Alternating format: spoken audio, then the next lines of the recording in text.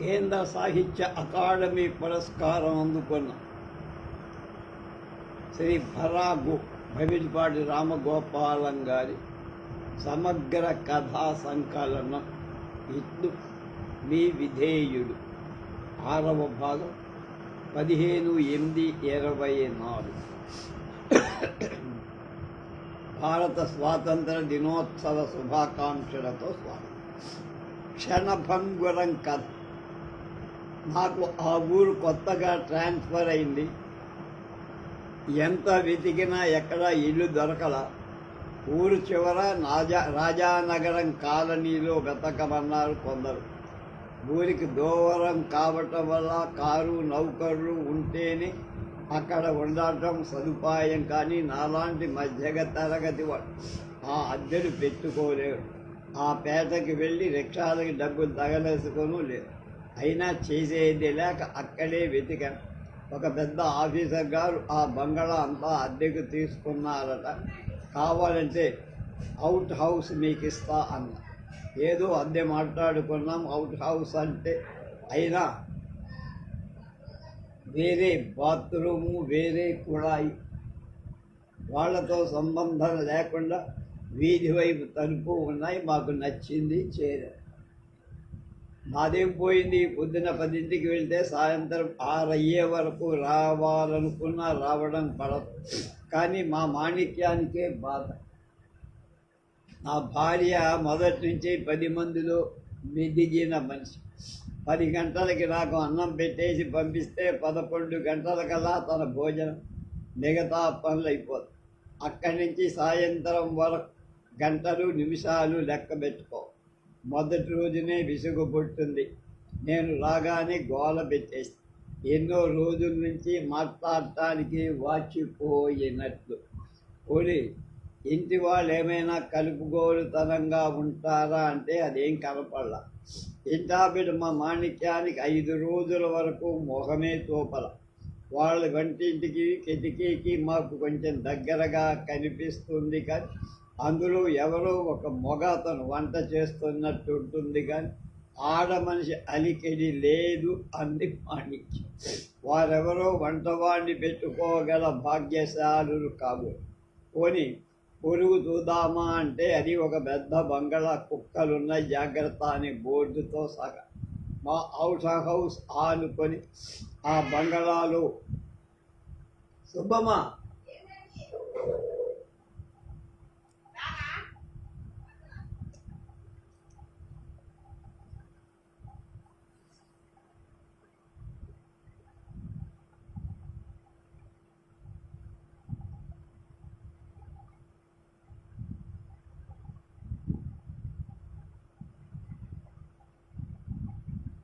నిశ్శబ్దంగా ఉంది. అందులో దిగటానికి ఎవరూ తయారవ్వలేదు అన్నమాట. ఇది రమ్యకిచ్చి ఈ బిల్లులు కట్టేవి. అందులోనైనా మా బోటి వాళ్ళెవరో దిగితే మాణిక్యానికి కొంచెం ఉబుసుపోయే. 10 రోజులు దాటింది కాబోలు. ఒకనాడు రాత్రి మాటు మనగేక ఏదో చప్పుడవుతుందంటే మాణిక్యం లేచి ఇంపింది. పక్కనున్న అవుట్ హౌస్లోంచి ఒక మగ గొంతుగా ఒక ఆడ గొంతుగా వినిపించి ఎవరో అక్కడ ఇది వరకటి నుంచి ఉంటూ ఇప్పుడే ఏదో ఊరి నుంచి వచ్చినట్టుగా ఉంది ఆ సందడి. మాణిక్యానికి స్నేహితురాలు ఏర్పడుతోందని అనుకుంటూ పడుకో. అలాగే పక్క అవుట్ హౌసు మాది దగ్గరే. లేందల్లా ఒక ద్వారమే. ఒకే గోడని ఆనుకొని అటు ఇటు ఉన్న ఈ రెండు. ఈ గోడైనా మందడి గోడేమో పల్చనే అని చెప్పాలి. ఏమాత్రం గట్టిగా మాట్లాడినా ఒకరి మాటలు ఒకరికి వినిపిస్తాయి. మెయిన్ గేటుకి సంబంధం లేకుండా మాకున్నట్టే వాళ్ళకి వీధిలోకి దారి. సరే, వాళ్ళు వచ్చినట్టు మాకు తెలిసినట్టుగానే మేము ఇందులో దిగినట్టు వాళ్ళకి కొందరుగా తెలియాలిగా. మాణిక్యంతో మర్నాడు 10 గంటలకి నేను ఆఫీసుకు వెళుతున్నప్పుడే చెప్పా, ఇవాళ నుంచి కాలాన్ని దుర్వినియోగం చేయకుండా కొత్త స్నేహితురాలితో పరిచయం పెంచుకోమని. కానీ మాణిక్యం వాళ్లతో స్నేహం చెయ్యాల. మొదటి రోజేమో వాళ్ళెవరో అసలు తెలియకుండా ఎలాగండి అని. రెండో రోజు ఏదో సెలవు వచ్చి నేను ఇంటి దగ్గరే ఉండిపోయాను. మూడో రోజు ఆవిడే వస్తుందేమో అని చూసా అన్నది మా. నాలుగో రోజు ఐదో రోజు ఇలా కొన్నాళ్ళు ఏదో ఎదురు వాళ్ళ రేడియో పగలస్తమానం పాడుతుంది.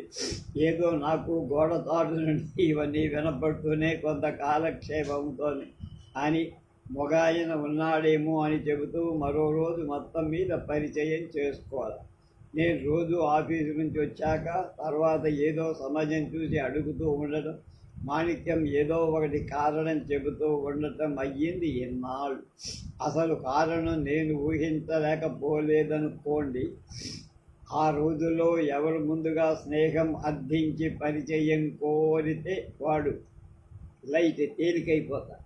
రెండో వాళ్ళు వీళ్ళ మీద కొంచెం ఆధిక్యం వెలకదు. మా పొరుగు వాళ్ళు చాలా హుషారుగా ఉంటారని గమనించి, వాళ్ళు కొత్తగా పెళ్ళయిన దంపతులై ఉండాలి. మేనత్త మేనమామ పిల్లలు లేక మేనమామ మేనకోడలు ఇలాంటి దగ్గర బంధుత్వం ఏదో ఉండి ఉండాలి. వివాహ బంధం కాక ఇంకా బాగా చిన్నవాళ్ళు. 20 ఏళ్లలోపు అతనికి 16 ఏళ్ళు సుమారుగా ఆమె. పెళ్ళి 6 నెలలు అయినట్టు అనిపిస్తుంది. పిల్ల పీతు లేకపోవటం ఆ హుషారు చూస్తే. ఆ అబ్బాయికి ఎందులో ఉద్యోగమో ఊహించలేకపోయాం, కానీ మొత్తం మీద ఇంటి దగ్గరే ఉంటాడు రోజులు ఎక్కువ కాలం. వాళ్ళ రేడియో పగలస్తమానం అలా మోగుతూనే ఉంటుంది. పొద్దున్న 6:30కి రామకృష్ణ అని భక్తిరంజన్లో మొదలు 7ంటికి వార్తలైనా పెట్టకుండా సిలోన్, 10 గంటలకి సిలోన్ స్టేషన్ మూస్తే సింహళ భాష సిలోన్, 11 గంటలకి మళ్ళీ బొంబాయి, 12:30 నుంచి 2 వరకు తెలుగు ప్రోగ్రాములు, 2 నుంచి 3 వరకు మళ్ళీ హిందీ పాటలు, 4:30 నుంచి సిలోన్. ఇక రాత్రి 11 గంటలే కానీ 1 గంట కానీ వాడు స్టేషన్ మూసేసి తాళం వేసుకొని వెళ్ళిపోవాలి తప్ప స్టేషన్లో వీళ్ళ నాటికలు, కథానికలు, లలిత సంగీతం, పిల్లలు లేకపోయినా పిల్లల ప్రోగ్రాం, మధ్య మధ్య రేడియో సంక్షిప్త శబ్ద చిత్రాలు ఏవి పోనివ్వరు. పాటలు వార్తలైనా పెట్టకుండా పాటలు పెట్టేస్తారు. సంసారం చేస్తూ 10 ఏళ్ళు కావస్తారు. మాకే పాటల మీద మోజుపోలా. ఇంకా కుర్రాళ్ళు వాళ్ళకి ఎలా పోతుంది అనుకునే వాళ్ళం. నేను మాణిక్యం సందర్భం వచ్చినది. అతను పెళ్ళాన్ని భలే చిత్రమైన పేర్లతో పిలిచేవాడు. సుబ్బలక్ష్మి కాబోలు అమ్మాయి పేరు.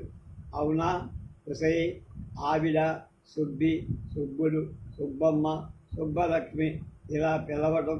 ఆ అమ్మాయి పాపం ఊరుకోండి మరి ఏమిటా గావుకేకలు, ఎవరైనా వింటే నవ్వుతారు కూడా అని చాలా సిగ్గుతో ఎంతో మృదువుగా అనటం మాకు వినపడి, నేను మాణిక్యం ఒకళ్ళ మొహాలొకళ్ళు చూసుకోవడం, పైకి నవ్వుకోవటం మంది ఎందుకన్నా అంటే మా లాంటి అదృష్టం లేదు కదా. మొదటి నుంచి 10 మంది ఉన్న ఇంట్లో మిగిలా. పెళ్ళైన కొత్తలో అంటే 3 ఏళ్ల వరకు నా పనేదైనా మాణిక్యం వరకు వచ్చేదే కాదు. చెల్లెళ్ళు, అమ్మ, తమ్ముళ్ళు వీళ్ళ సాన్నిధ్యంలో మేమిద్దరం ఎప్పుడో కానీ ఏకాంతంగా ఉండటమే కుదిరేది కదా. అంతగా మాణిక్యంతో ఏదైనా అవసరం వస్తే పక్కనే ఉన్న మా తమ్ముడినో చెల్లెల్లో పిలిచి వదినిలా రమ్మను అని చెప్పడం తప్ప పిలవాల్సిన అవసరం కలిగేది కాదు. తర్వాత ఉద్యోగరీత్యా వేరే ఊళ్ళో కాపురం పెట్టిన 3వ మనిషి ఎవరో మాతో ఉంటూనే వచ్చారు. అధమం ఒక ప్యూనైనా ఉండేవాడు. అమ్మగారిని ఒకసారి అట్రమ్మను ఇట్రమ్మను అలా మాటలు తప్పించుకునేవాడిని. మాణిక్యాన్ని పిలవడాన్ని కొని ఎక్కడి నుంచో ఇంటికి వచ్చి తలుపు కొట్టేటప్పుడు తలుపు కొట్టడంలో టపీమని తెరవడం, ఇలా పిలవాల్సిన తతంగం లేకుండా కాలక్షేపం అయిపోతుంది. ఏదైనా రాసుకుంటూ ఉన్నప్పుడు మధ్యలో కాఫీ కావాల్సి వస్తే ఇదిగో కొంచెం కాఫీ లాంటిది ఏర్పాటు చెయ్యని ఒక కేక పెట్టడం, అలా అయిపోతుంది. కొన్నాళ్ళు మాణిక్యం నన్ను సాధించి ఇదిగో అదిగో ఏమిటండి పేరు పెట్టి పిలవలేరా, కానీ అదేమిటో ఆమెని మాణిక్యము అని పిలవబుద్ధి అయ్యదు నాకు. అలా పిలిస్తే అదేదో ప్రాణం లేని వస్తువుని పిలిచినట్టు బాధ కలుగుతుంది. లక్షణమైన అర్ధాంగిని ప్రాణం లేని వస్తువుని పిలిచినట్లు పిలవలేకపోయేవా? అసలు ఇన్నింటికి మూలం పిలవకుండానే దాదాపు అన్ని పనులు అయిపోవటమే అని ఒప్పుకోక తప్పదు. చక్కటి పేర్లు ప్రపంచంలో అన్నీ ఉంటే మాణిక్యమని పిచ్చాడేమిటి నీకు మీ నాన్న అని దెప్పుతూ ఉంటాడు. మాకు మరీ నవ్వొచ్చే సంఘటన ఒకటి ఇంచుమించు రోజు జరిగేది. మా అబ్బాయి బాత్రూంలో దూరి స్నానం చేస్తాడు. ఆ అబ్బాయి కొంతసేపు పోయాక తువ్వాలోయ్ అని గట్టికి కేక. అబ్బా, రోజు ఎంత కనండి, తువ్వాలు పెట్టకెళ్లకుండా స్నానానికి వెళ్ళడం మా బాగా అలవాటైపోయింది అంటుందా అమ్మాయి. తువ్వాలు తీసుకెళ్ళి బాత్రూమ్ దగ్గర నిలబడుతుంది కాబోయ్. సుబ్బుడు తువ్వాలోయ్ అంటాడతను ఇంకా గట్టిగా. అమ్మాయి హడలిపోయినట్టు, అబ్బా ఇచ్చానండి, ఏమిటా కేకలు, తలుపు తెరవమంటారా అంటూ, తెరవే నానిపోతున్నాను అంటాడు. ఆ అమ్మాయి తలుపు తెరుస్తుంది కాబట్టి అతను స్వరం కొంచెం తగ్గించి, నీకు తెలియని రహస్యం నా దగ్గరే ఉందే వెర్రిదానా అంట. చేస్తున్న పని మర్చిపోయి ఈ దృశ్యమంతా కళ్ళల్లోకి తెచ్చుకుంటూ బహుశా అతను బాత్రూంలో తువ్వాలుతో ప్రవేశి ఆ అమ్మాయి బుగ్గ మీద ఒక చిటిక వెయ్యటం దగ్గరని మేమిద్దరం వేరే వేరేగా ఊహించుకొని ఒకరి ముఖం ఒకళ్ళు చూసుకుంటూ తెల్ల ముఖాలేసుకొని అది మాకే ఎందుకు జరగకూడదని అనిపిస్తుంది కాదు. అలాంటి చెయ్యటి సంఘటనలు ఇప్పుడు ఈ వయస్సులో ఏం జరుగుతాయి? జరిగినా ఏం బాగుండు. 16 ఏళ్ల పడుచుగా తను 20 ఏళ్ల కుర్రాడిగా నేడు ఉన్నప్పుడు ఛాన్స్ వదిలిపెట్టుకొని మా ఇద్దరి కళ్ళల్లోనూ అప్పుడు స్పష్టంగా కనపడి దిగులు వెళ్ళిపోయింది. తీయటి కాలం మళ్ళీ రమ్మంటే రాదు అనే బరువైన పొగ. అది నేను ఎలా చెబితే మీకు అర్థమవుతుంది? అనుకోకుండా ఎప్పుడో ఒకసారి, వారానికోసారి తక్కువ ఉండదు సినిమాకి వెళ్తారు వాళ్ళు. రాత్రి 7 గంటలకే సద్దు మణిగినట్టు అయిపోదు. మేమిద్దరం ఉన్నా ఒంటరిగా ఉన్నట్టు, ఎవరో 10 మంది ఇంట్లో వాళ్ళు హఠాత్తుగా ఎక్కడికో వెళ్ళిపోయినట్టు, ఏదో వెలితిగా ఉన్నట్టు బాధ కలగడంలో తెలుసు. వాళ్ళు సినిమాకు వెళ్ళినట్టు బిక్కుబిక్కుమంటూ 10 గంటల రాత్రి దాకా గడియకోసారి గోడ అవతల నుంచి రావాల్సిన శబ్దాలు రాలేదన్నట్టు సాభిప్రాయంగా ఒకరి వైపు ఒకరు చూసుకుంటూ గడుపుతాం మేము. అప్పుడు వస్తారు వాడు. ఆ నిశ్శబ్దంలో వాడు చేసే గిన్నెల చప్పుడు, కంచాల చప్పుడు, ఆఖరికి నేతి గిన్నెలు చెంచా వదిలిన చప్పుడు అన్నీ ఎంతో స్ఫుటంగా ఆహ్లాదకరంగా వినిపిస్తాయి. మాకు నిద్ర పట్టదు. భోంచేసి ఇవతలకొచ్చి అతను హుషారుగా అప్పుడే చూచెచ్చిన సినిమా పాట కాబోలు ఓ చరణం ఎత్తుకుంటాడు. అతనికి పాఠం రాదు, కానీ వచనంలా చదివినా అదే సంగీతంలంగా ఉంటుంది. మాకు నోళ్ళు తెరుచుకొని వింటాం, చెవులు ఎలాగో తెరుచుకునే ఉంటాయి కనుక. అలాంటి సమయంలో సంభాషణ ఎలా ఉంటుందని? సుబ్బులు, తమలపాకులు లేవా?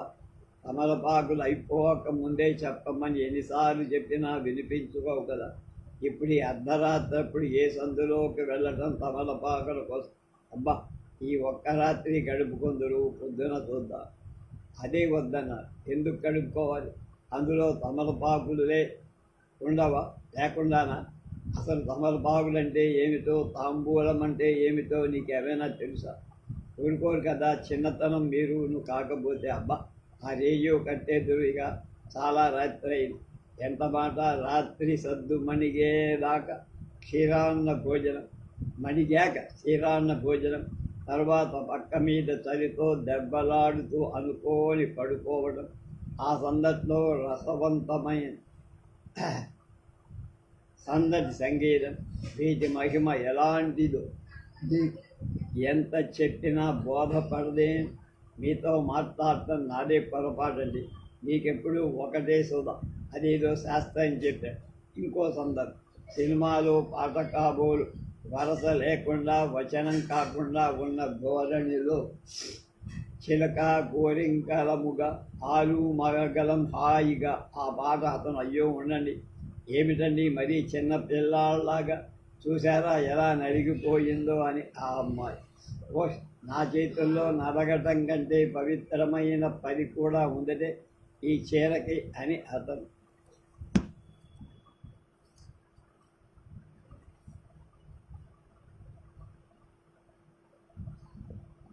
ఇలాంటి సంభాషణలు వినపడతాయి. మాణిక్యం తల ఉంచుకుంది. నేను తల తిప్పుకుంటా. అది సిగ్గు కాదు, ఏదో బాధ. ఆ బాధ నాకు తెలుసు. గతించిపోయిన కాలాన్ని చూసి, ఉతికిపోయిన పాలని చూసి మనం పడే బాధ. మేము 30 ఏళ్లకే ముసలి వాళ్ళం అయిపోయామే అని ఒప్పుకోలేక పడే బాధ. లోకంలో చాలా బాధల కంటే ముసలి వాళ్ళమైపోయామని ఒప్పుకోవాల్సి వచ్చినప్పుడు పడే బాధ దారుణం. నువ్వెప్పుడైనా చూసావా వాళ్ళని అన్నా మాణిక్యంతో ఒకసారి మెల్లిగా వాళ్ళకి వినపడిపోతుందేమో అని భయంతో. లేదండి, గోడ మీద నుంచి చూద్దామని ప్రయత్నం చేసిందన్నమాట. లేకపోతే ఆ మాట ఎందుకు వస్తుంది? మానవులకి సృష్టియాది నుంచి ఉన్న కుతూహల విశేషం. పోనీ ఆ పిల్లయినా కనిపించలేదా? ఎలాంటి ప్రశ్న! ఆ కుర్రాన్ని చూద్దామని మాణిక్యం ప్రయత్నించిందని. అతను ఎలా ఉంటాడు? కనిపించకపోతే పోయాడు. పోనీ ఆ అమ్మాయి అయినా కనిపించలేదా అని కాబోలు దీనర్థం. మాణిక్యం అతని కోసం చూడటంలో ఉన్న తప్పులు, నేను ఆ పిల్ల విషయంలో చూపిన కుతూహలంలో ఉన్న న్యాయాన్ని తనలో ఇముడ్చుకున్న ప్రశ్న మనలో ఇంత కుళ్ళెందుకుంటుందో అనుకుంటున్నాడు బలాగో. లేదండి, సినిమాకి వెళ్ళేటప్పుడు చూడాల్సింది. నువ్వెప్పుడూ ఇంట్లోనే ఉంటావుగా, చూద్దామని అనుకుంటా. కానీ అదేమిటో చిప్పుగా వెళ్ళిపోతా. ఒక అరగంట పోయాక తెలుస్తుంది సందడి లేదే. అప్పుడు అతను అనుకుంటా సినిమాకు వెళ్ళారు కాబోలు అంది మాణిక్. మేము సాధారణంగా సినిమాకు వెళ్ళం, డబ్బులు లేక కాదు. నాకు ఏ రోజు అరగంట లోపల ఆఫీసుకి తమరదు. 6 గంటలకు ఇంటికి వచ్చిన పగలల్లా శ్రమపడి ఉండటాన్ని ఈజీ చెరులో కూర్చోబుద్ధేస్తుంది. ఆ జనం మధ్య టికెట్లకి నానా అవస్థపడి ఇంకో 3 గంటలు సినిమాలో కూర్చొని ఓపిక లేదు. పోనీ సెలవిచ్చినా అదో రకంగా ఉండి సినిమాలు తలపు రిక్షాలో వెళ్తారు కాబోలని. బాగుందండి, రిక్షాలో వెళ్ళక అంత దూరం నుంచి నడిచి వెళ్తారా అంది.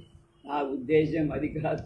ఇద్దరూ ఒక్క రిక్షాలో కూర్చొని సరదాగా సరసంగా స్పృశించుకొని ఒకరి నడుము మీద ఒకరు చెయ్యేసుకొని వెళతారా?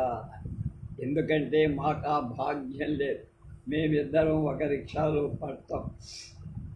పైగా నాకెందుకో మాణిక్యం పక్కన రిక్షాలో కూర్చున్నప్పటికంటే సైకిల్ మీద ఒంటరిగా కూతుంటేనే హాయిగా ఉన్నట్టు అనిపిస్తుంది.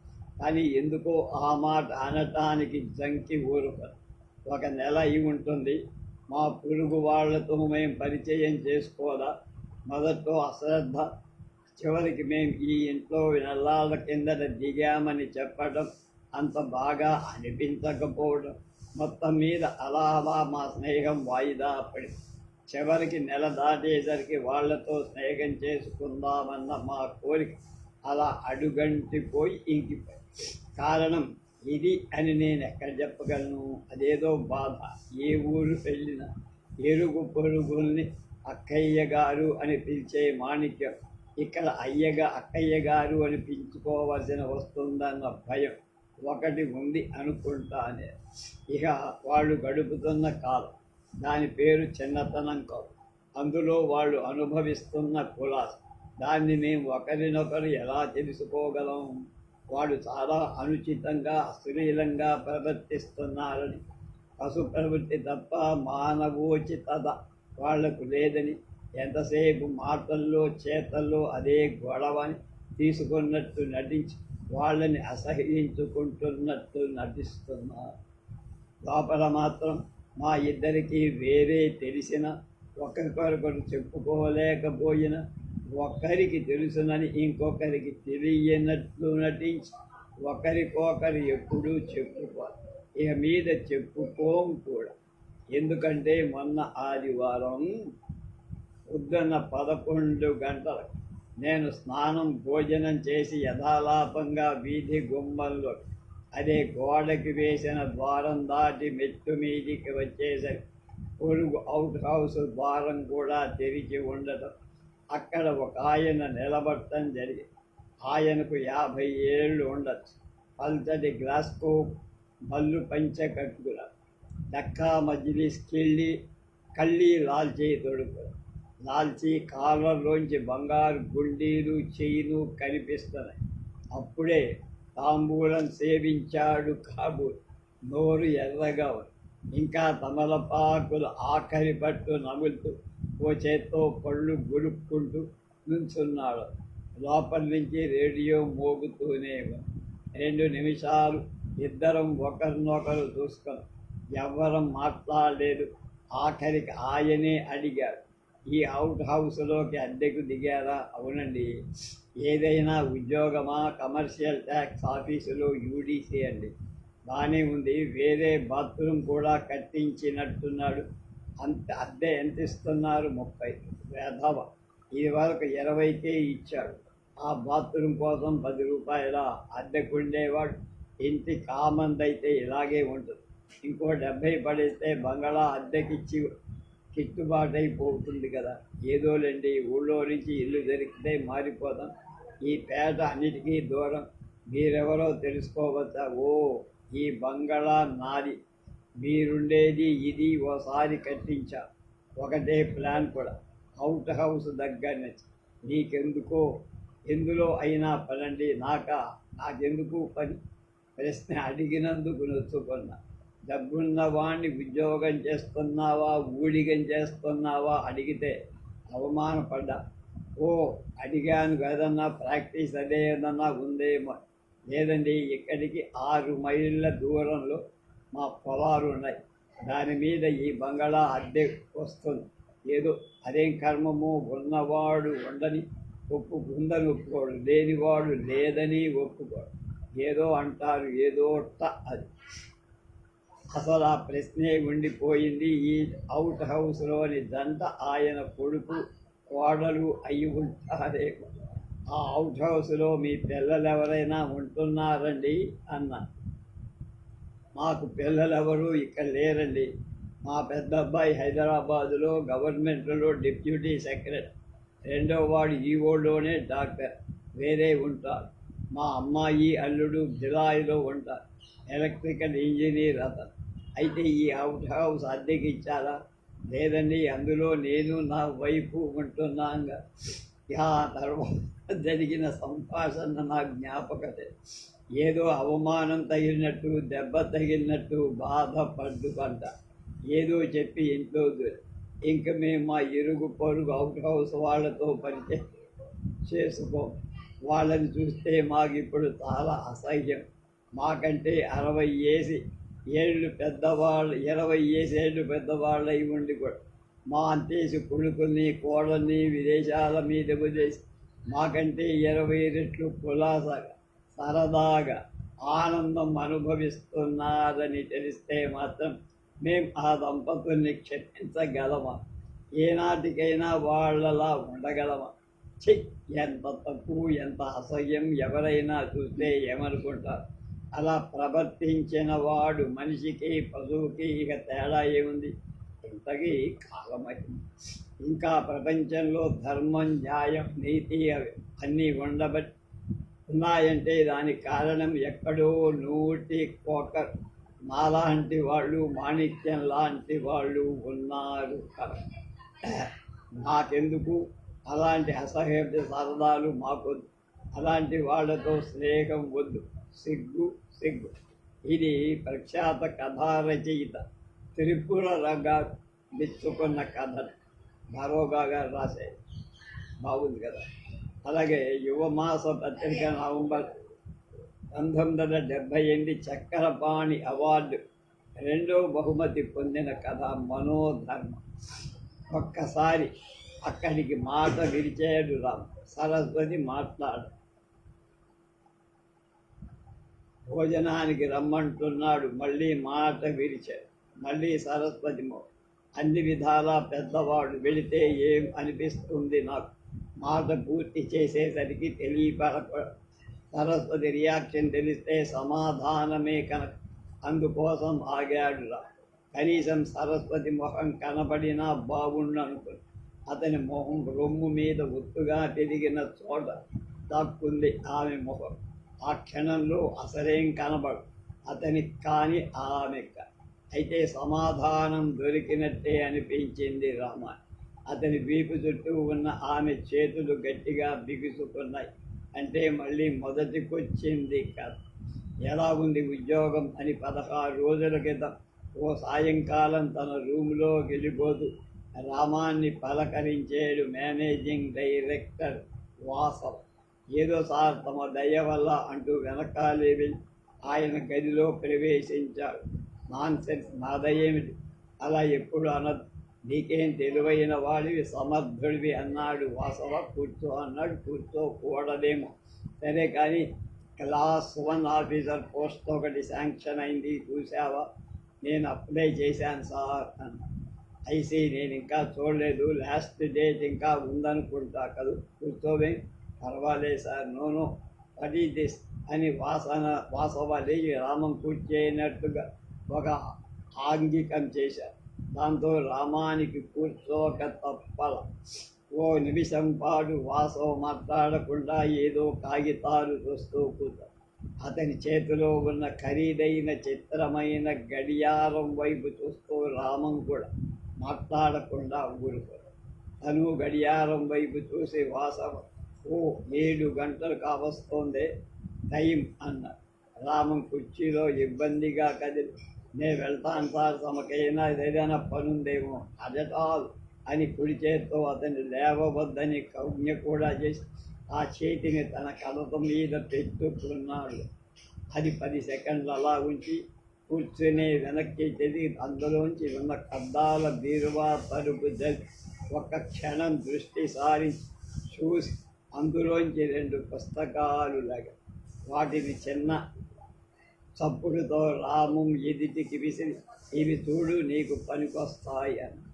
కంపెనీల చట్టానికి సంబంధించిన జాతీయ స్థాయిలో ముఖ్యమైన కొన్ని కేసుల వివరం, వాటి మీద తీర్పుల సారాంశాలు. ఒక పుస్తకం బిజినెస్ మేనేజ్మెంట్ మీద ప్రపంచం మొత్తం మీద మేధావులని పెంచుకున్న వాళ్ళు రాసిన వ్యాసాల సంకలనం. థ్యాంక్ యూ సార్ అన్న రామం మాట విని వాసవ మాట మింగేసి, so how are you? Fine sir. And your missus? Okay sir. పిల్లలు లేరు సార్, నీకు తెలుసుగా అని కొంచెం ఆలోచించి, సరస్వతి మా ఊరమ్మాయి, నాకు ఆ అమ్మాయి చింతప్పటి నుంచి తెలుసు అన్నారు. అలాగా సార్, నాకెప్పుడు చెప్పలేదే. తాను వాళ్ళ ఫాదర్ మా ఇంటికి ఎదురుగా ఉండేవాడు. ఈ కంపెనీలో నేను డైరెక్టర్గా, బిజినెస్ మేనేజర్గా సెలెక్ట్ అయ్యాను. నీకు తెలుసో లేదు. అప్పుడు ఆ ఉద్యోగపు మొదటి నెల జీతంలో నేను మా ఊరు వెళ్ళినప్పుడు మా వీధిలో ఉన్న ప్రతి ఒక్కరికి ఏదో ఒక ప్రజెంటేషన్ చొప్పున పట్టుకెళ్ళాను. మీ మిసెస్ అదే సరస్వతికి అప్పటికి 9 ఏళ్ల పెద్దాయ. నేనా మీకు ఏం కొనిచ్చి ఉంటానో ఊహించగలవా? తీయగా నవ్వాడు. ఒక చాక్లెట్ మొదలు ఒక రేడియోగ్రామ్ వరకు ఏం కొని ఇచ్చినా ఉండొచ్చు. కానీ 15 ఏళ్ల నాటి వాత్సల్యం ఇప్పుడు అతని ముఖంలో కనపడింది. రామాయణ పోనీ సరస్వతి బాగా పాడుతుందని తెలుసా? అందుకేగా నేను ఆమెను మ్యారేజ్ చేసుకున్నది అని తేలిగ్గా నవ్వాడు రా. ఓ అయినో. అప్పుడు నేను ఆమెకి ఒక తంబూరా కొనిచ్చి, పూర్ గర్ల్, మంచి కంఠంతో అద్భుతంగా బాలవేత్తల కాకపోయినా బ్రహ్మవేత్తలా పడేసి, కానీ శుద్ధి చేసుకోవడానికి తంబూరా కొని పెట్టలేకపోయారు వాళ్ళ ఫాదర్. ఆయన పేదరికం వల్ల ఆ అమ్మాయి ప్రతిభ అణగారిపోకూడదని మనసారా అనుకొని 80 రూపాయలు పెట్టి కొన్నాను. అందుకు మిమ్మల్ని నేను కూడా ఇప్పుడు తెలిసింది కనుక ఇప్పుడైనా సరే థ్యాంక్స్ చెయ్యాలి సార్ అని పరమానందంతో చెప్పాడు రా. అజటాల్. ఆ తరువాత అండి, అప్పటి నుంచి ఇప్పటికి ప్రస్తుతం కూడా సరస్వతి సాధన చేసేది ఆ తంబురా శృతిలోనండి. నాకు ఇప్పుడు తృప్తార్థం వండర్ఫుల్ అని సంతోషపడ్డాడు వాసు. కచేరీలు చేస్తోందా? అవును సార్, మొన్న హైదరాబాద్ స్టేట్ గవర్నమెంట్ అరేంజ్ చేసిన సంగీత సమ్మేళనంలో తను కూడా అందులో ప్రత్యేకత ఏం లేదంటానే. అందువల్ల గవర్నమెంట్కి ఖ్యాతి, ఆడియన్స్కు తృప్తి ఉండొచ్చు కానీ ఆమెకి పెద్దగా ఒరిగిందేమీ ఉండదు. అఫ్కోర్స్ నాకు సంగీతంలో ఓనమాలు రావు, కానీ నా ఉద్దేశం అది. మీ కాంప్లిమెంట్స్కి thanks sir. These days these days I don't see her. ఇప్పుడు సుమారు 25 ఏళ్ళు అయి ఉంటుంది కదా. ఎస్ సార్, మొన్ననే 25 వెళ్ళాయి sir. You are so lucky to have her. నాకు మాటతో తనంత సంతోషంగా ఉంది సార్. 3 ఏళ్ళైందా మీ పెళ్ళై? అవును సార్. నువ్వు చాలా మంచి పని చేశావు ఆమెని మ్యారేజ్ చేసుకోవడం. ఎందుకంటావా? అఫ్కోర్స్ నేను చెప్పకూడదనుకో. సరస్వతికి అంత అందం, అంత టాలెంటు ఉండి కూడా ఆ అందమే, ఆ టాలెంటే ఆమెకి శత్రువులై అదంతా అడవి కాచన వెన్నెల అయిపోతుందేమో అనిపించే కొంతకాలం. దానికి తోడు కొన్ని అపవాదులేం లేవు సార్ అన్నాడు రాము. ఒక అర్థం దిగమే దువల అనుకోవటం గొప్ప విషయం. నేను కూడా నమ్మను, కానీ 9 నెలల పాటు, ఒకసారి ఏడాది పాటు, రెండోసారి తను ఊళ్ళో కనిపించకుండా వెళ్ళిపోయినప్పుడు ఏమీ సంబంధం లేకపోయినా ఊరంతా కూడా సూర్యారావుతో లేచిపోయిందని, రామకృష్ణతో బెదవాళ్ళలో కాపురం పెట్టేసిందని పుకార్లు పుట్టించారు. అఫ్కోర్స్ ఇదంతా నాన్సెన్సే, కానీ ఎవరు ఆలోచిస్తారు అలాగా? నువ్వు కాబట్టి అని కొంచెం ఆగాడు. I don't mean to discuss her past. ఎక్కడున్నా తను సుఖంగా ఉండటం నాకు ఇష్టమని రామం కళ్ళలోకి చూసి రామెను గురించి ఎంత దయగా బోగట్టా చేశారని చెప్తాను సార్. చాలా సంతోషిస్తుంది. షూర్ నేనామెని అడ్మైర్ చెయ్యలేకపోయినా అభిమానించగలను కదా. అటు నుంచి భావం తమరికి ఉండటం ఆమె అదృష్టం. అలాంటి భావం నాట్ ఎట్ ఆల్. మీరిద్దరూ కలిసి ఓసారి మా ఇంటికి రాకూడదా?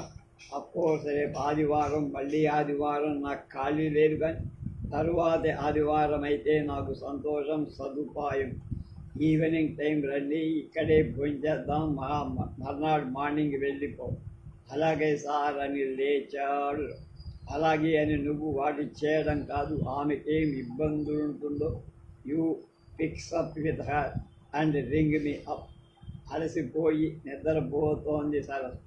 ఎన్నిసార్లు ఎంత నిదానంగా చూసినా ఇంకా ఏదో కొత్త అందం, ఇంత గ్లామర్ కనబడ ఆమెలో. రామాన్ని ఎక్కడా ఎవరితోనూ పెళ్ళంటూ కాకుండా అక్షరాల వైవాహిక జీవితం గడపాల్సి రావటం వల్ల చింతతో కొంత వాడిపోయి ఉండాల్సి ఉంది.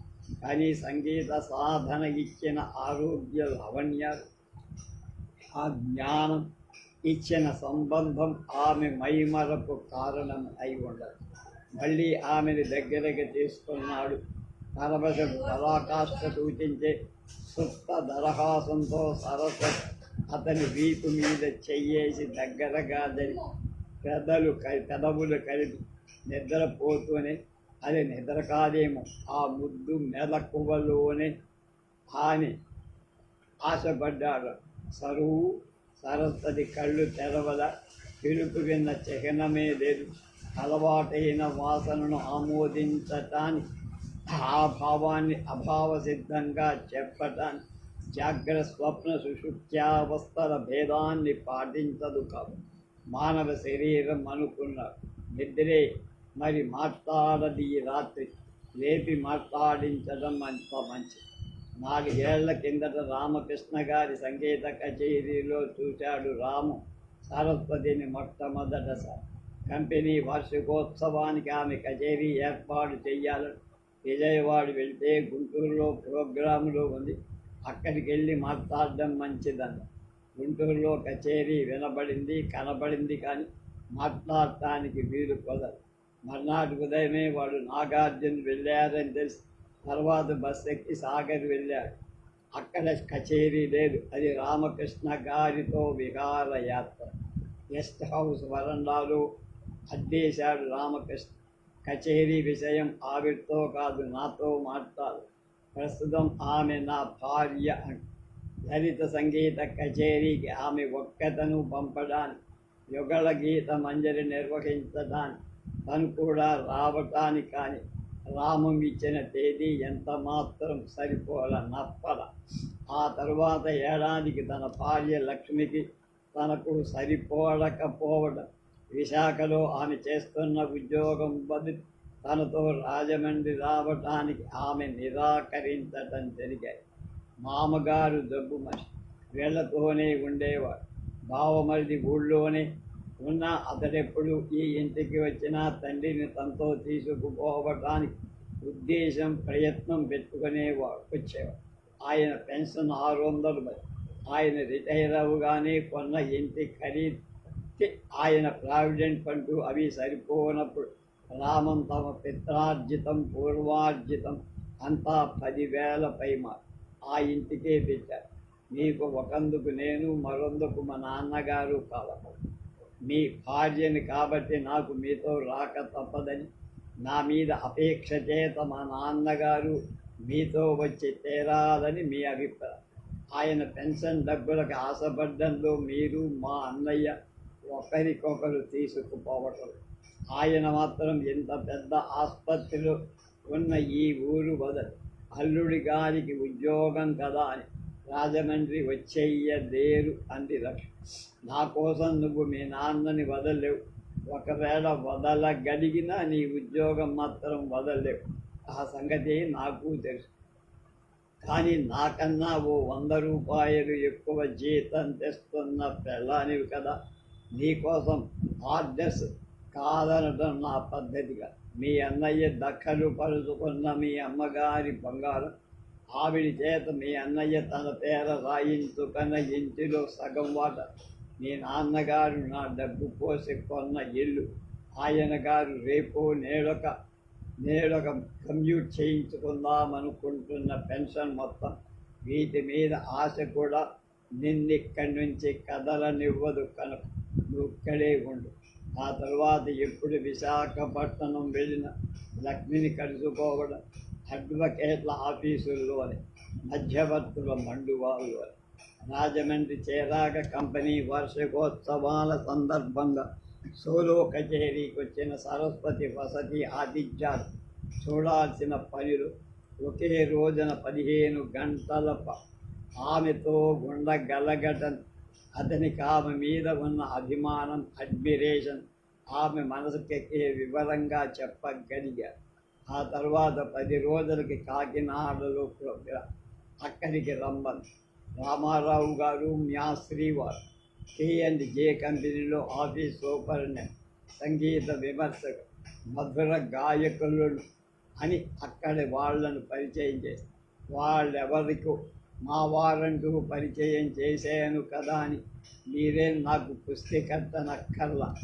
కలిసి ఉందామని మనం ఒకరి చేతుల్లో ఒకరు చేదేసుకొని ఓ మాట అనుకుందాం. అది వివాహ బంధాన్ని మించిన స్నేహమని నా ఉద్దేశం. నా సంగీతానికి భంగం రాకుండా నాకు తోడుగా ఉంటానంటే చాలు. నా శరీరం, మనసు, ఆదాయం, ఆనందం అన్నీ మీరు అని ఆ రాత్రి గెస్ట్ హౌస్లో బయటపడ్డ సరస్వతి అభిప్రాయమే తామిద్దరినీ ఒక్కటి చేసి హఠాత్తుగా లేచి కూర్చుంది. సార్ రామం మేలుకొని ఉంటాడని స్పృహించినట్టు అతని వైపు చూడకుండానే చెదరిన ముంగురులు, తొలగిన వస్త్రాలు సరిచేసుకొని మంచం దిగింది. జాగ్రత్త అన్న హెచ్చరిక విని రామం వైపు చూసి, ఇంకా నిద్రపోలేదా మాస్టారు అంది నవ్వుతూ అతని మీదకి వంగి. రామం లేదన్నట్టుగా తల ఊపాడు. విశాలమైన హాలు లాంటి ఆ గదిలో ఒక మూలగా కట్టించిన 35 చదరపు అడుగుల వేదిక చేరిందారు. తంబురాకి, సరస్వతి పటానికి నమస్కారం చేసి కాళ్ళు శుభ్రంగా దొరుకుకొని వేదిక ఎక్కింది. తంబూరా శుద్ధి చేసి, ఇదిగో మాస్టారు రామం కూర్చున్న. తంబురా నాదం ఒక క్షణం ఆపి, మీ ధీరాంబరి రాగంలో ఒక కొత్త ప్రయోగం కోసం సాయంత్రం నుండి తపన పడుతుంది. చిన్న ఆధారం దొరికట్టినట్టుంది, పాడుతాను వినండని. గమ పస నిప సని గమ పద అని రిగరిపామ అనే ఆధారం నుంచి నవ్యనాదాన్ని స్పృశించే ప్రయత్నంలో పడి అది సాధన, అది తప. సమయం మంచిదే కానీ తరుణం గొప్పది. కల్పవృక్షం కిందకి చేరి కప్పు కాఫీ అడిగినట్టు ఇప్పుడు ఎంత పెద్ద లౌకిక విషయం గురించైనా చర్చ రాదు, ఉచితం కాదు. రిస నిప ననిపమ గమప చిరునవ్వుతో హస్త విన్యాసం చేసింది రామం తలుక. రిస నిప సని పమ గమప గమప పనిప సని గమ రిగమ రిగరి పామ. అవును అన్నాడు. ఆమెలోకి చూస్తూ తలవు. నీ భార్య గతాన్ని గురించి చర్చించడం నాకు ఇష్టం లేదన్నాడు వాసవ. రాగానే చెప్పాడు తన మనసులో కోరి ఒక్క పొరపాటు మాట కూడా రానివ్వకుండా. రీ సని పసాని పప్ప పాని పామ గామ పా. మా ఊరమ్మాయి ఇంతప్పటి నుంచే ఎరుగుదు. ఆ రోజుల్లో 80 రూపాయలు పెట్టి తంబూరా కొనిచ్చా అని తన అర్హతను ప్రతిష్ఠించి సారి సాని సాని సాప్ప పాని పామ పామగా. కాలం మారుతోంది, శభాష్ అన్నాడు. సరస్వతి తల నిలువుగా ఆడి రీసనిప్ప సాని సప్ప పాని పామ పామ దప్ప రిగమ రిగరి పామ. అందమే టాలెంటే ఆమె శత్రువులు అవుతాయని, ఆమె సౌందర్యం అడవి కాచిన వెన్నెల అయిపోతుందని భయపడ్డానని, అంత సౌందర్యవతిని పొందిన తన అదృష్టాన్ని మెచ్చుకుంటున్నట్టుగాని ఆమె అందాన్ని మెచ్చుకుని గామ పని ససనిప నినిపమ పపగం మమగస రిగమ రిగరి పామ. అపవాదులు బయలుదేరాయని చెబుతూనే అవి ఎంత సమంజసమైనవో వివరిస్తూ ఆమెను తను కూడా కోరడంలో తప్పు లేదని స్ఫురింపజేశారు. కొత్త ఉద్యోగాన్ని సాధించడానికి అత్యవసరమయ్యే ఆధికారిక గ్రంథాలను అడగకుండానే ఇచ్చి ఈ ప్రయత్నంలో తన సహకారం ఉండగలదని సూచింది.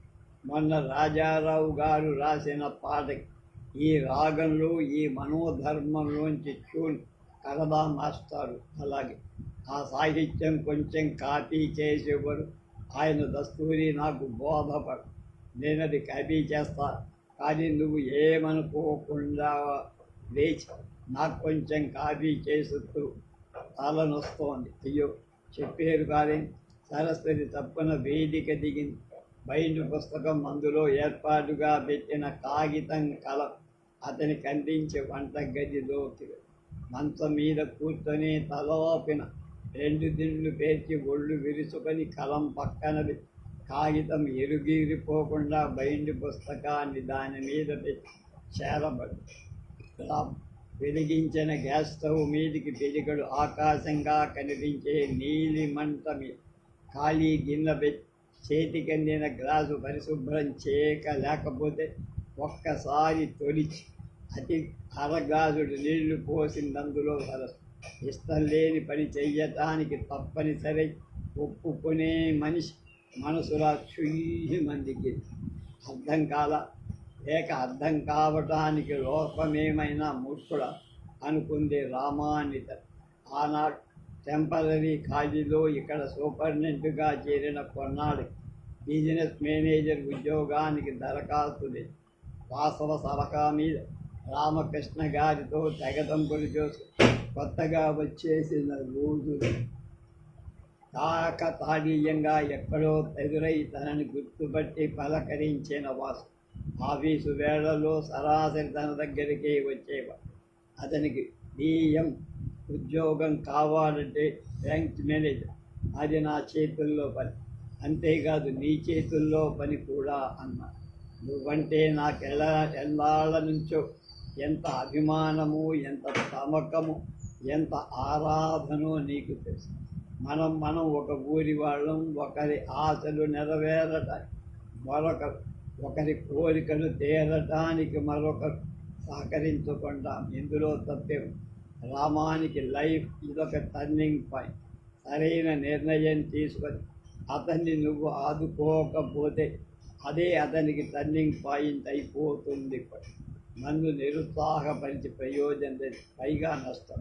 ఈ ఇంటర్వ్యూ నేను అది ఒక్క ముక్క రాసేస్తే నా బదులు వైజాగ్ నుంచి పర్సనల్ మేనేజర్ రంగనాథయ్య గారు వచ్చి ఇంటర్వ్యూ జరుపుతారు. అతనే ఇంటర్వ్యూ చేస్తే ఇతనికి బిఏ ఉద్యోగం ఇవ్వడు సరికదా, బిఎం ఉద్యోగం ఇవ్వడు సరికదా. ఈ పట్నం పంపేది విశాఖపట్నం సూపరింటెండెంట్ ఉద్యోగానికి ఎసరు పెట్టి వెంటనే టైపిస్టుగా విశాఖపట్నం పంపే ఏర్పాటు చేస్తాను. అతను అక్కడ చేసేది చిన్న ఉద్యోగమే అయినా ఆ ఊళ్ళో అతనికి ఉద్యోగం చేస్తున్న పెళ్ళాం, నెలకు 600 పెన్షన్ తెస్తున్న మామగారు, ఓ పెద్ద బంగళాలు సగం వాట పంచిపెట్టడానికి సిద్ధంగా ఉన్న బావమరిది ఉన్నారు కనుక వెళ్ళిపోతాడంతే.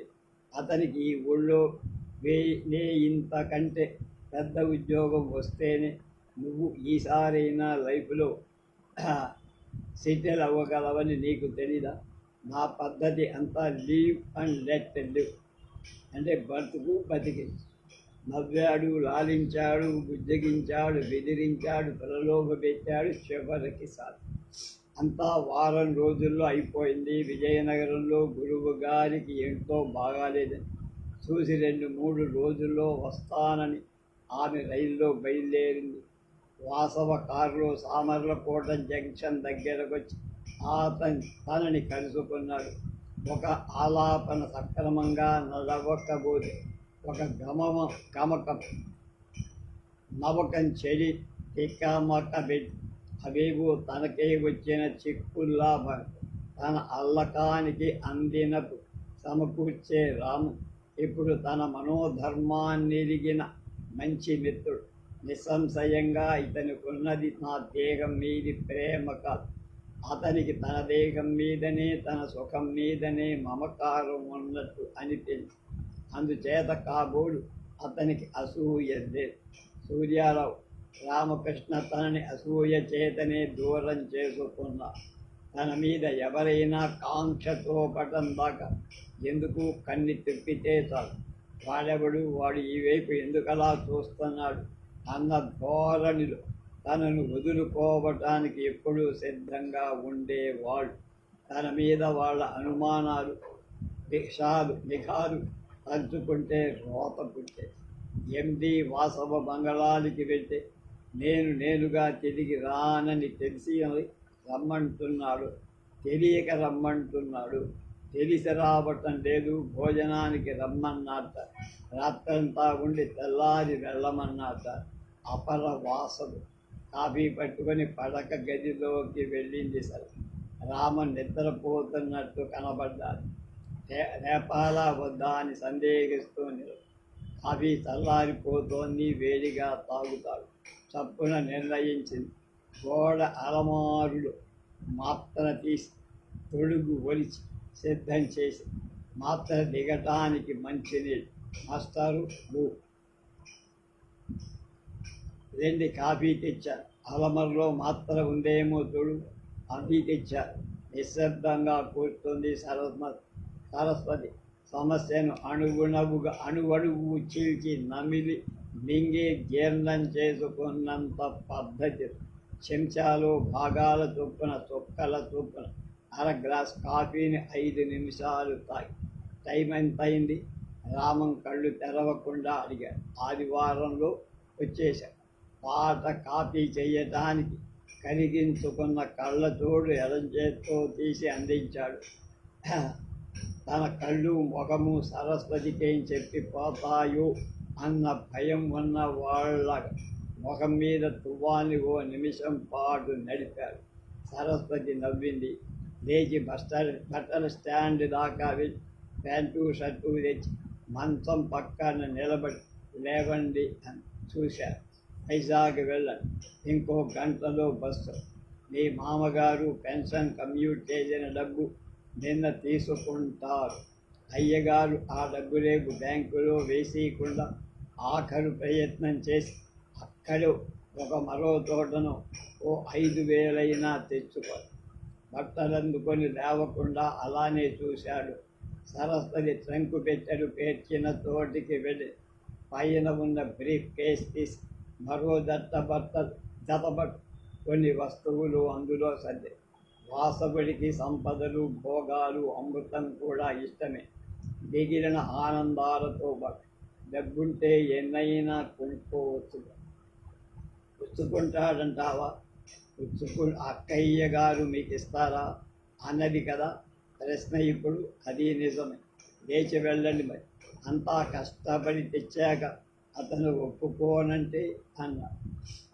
పుచ్చుకుంటాడని మీకు తెలుసు, నాకు తెలుసు కనుక మీ కొలీగ్ నరసింహన్ రాజుకి హైదరాబాద్కి ట్రాన్స్ఫర్ కావాలంటేను, మీ స్టెనో రీతాకి కన్ఫర్మేషన్ కావాలంటే మీరే వసూలు చేసి వచ్చారు కదా. అందరి దగ్గర పుచ్చుకుంటాడనే ఉన్నాడనుకో, మన దగ్గర అతను కోరింది మరొకటేమో అని. డబ్బు పుచ్చుకోడేమో. అతను మీ దగ్గర డబ్బు పుచ్చుకోకపోతే మీరు ఇలాగే బిజినెస్ మేనేజర్గా కొనసాగు. నాకేం బాగేముందిగా అని నేను అనుకుంటున్నా అంది సార్. అప్పటికీ అతను బట్టలు తుడిగేసుకొని తల దువ్వుకో. సరస్వతి ట్రంకు పెట్టె అందులోని అతని పరుసు తీసి అందిస్తూ ఒక మాట అనుకున్న మగవాడు మీరే తప్పలా ఆ మాట. నేను మాత్రం ఎందుకు తప్పాలి అని అతని కళ్ళలోకి చూడకుండా రామం ఆ మాటకి సంతోషించాల. కనీసం అలా అందే. బ్రీఫ్ కేస్ తీసుకొని వస్తానైనా చెప్పకుండా వెళ్ళా. కొన్ని పనులు చేయడం కన్నా చెప్పడమే కష్టమన్న మాట అనుకుంది సరే. సోమవారం ఉదయం 8 కాకుండానే ఇంటికి వచ్చాడు. తలుపు గోరవాకిలుగా సరస్వతి మంచం మీద 3 రోజుల నుంచి నిద్రపోతున్నట్టు ముఖం. చదువు వచ్చారా? అరగంట అయింది. ఊళ్ళో దిగి సరాసరి ఎండి గారి బంగళాకి. అక్కడ పని 5 నిమిషాలు. 5,000 ఇచ్చేయ్యేది పోయా. 2,000 చాలన్నాడు. పని అయిపోయినట్టే అంటూ మంచం మీద కూర్చొని ఆమెని తన శరీరంతో అభినందించక ఆగండి. పేలవంగా నవ్విన సరస్వతి పాచిమోహం. నేను స్నానం చేసొస్తా. ఫ్లాస్కులో కాఫీ ఉంచాను, తాగండి. ఇవాళేగా ఇంటర్వ్యూ.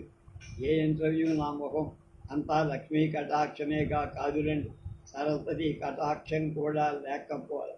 లేదు లక్ష్మి, సమయానికి డబ్బు ఇవ్వకపోతే ఇది నే అన్నది అది కాదు. ఇంటర్వ్యూకు పిలిచిన 6గురిలో మిగతా అందరికన్నా మీరే ఎక్కువ చదువుకున్నవాడు కదా అని బాత్రూమ్ వైపు కదిలింది. అది నిజమే అనుకుంటూ రాము మామి వెంట నడిచారు. బాత్రూంలో దూరి తలుపు గడియ వేసింది సరస్వతి. అతన్ని అంత వెంటనే భరించలే. 2 నిమిషాలు తలుపు కొట్టినే నిలబడితే ఆమెకు బలం రాల. స్నానం చెయ్యటానికి కూడా.